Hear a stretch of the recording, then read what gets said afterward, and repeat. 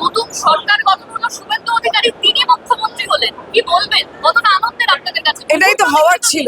একটাই মানুষ সারা দিন রাত রাস্তায়, সবাই কাজ করেছে, কিন্তু কবে থেকে 5 বছর থেকে আমরা দেখেছি দিন রাত রাস্তায়, দিন রাত রোদে পড়ছেন, জলে ভিজছেন, দিন রাত উনি আমাদের মোটিভেশন।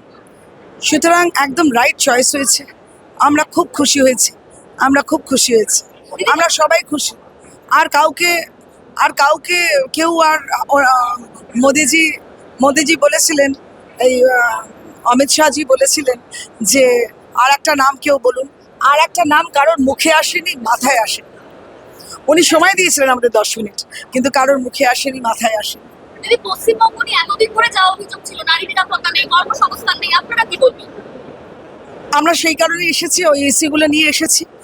এবার আপনারা দেখে নেবেন, আমরা অপরীক্ষিত ছিলাম, এবার আমরা পরীক্ষায় বসলাম। এবার আপনারা দেখে নেবেন আমরা কতদূর কি করতে পারি।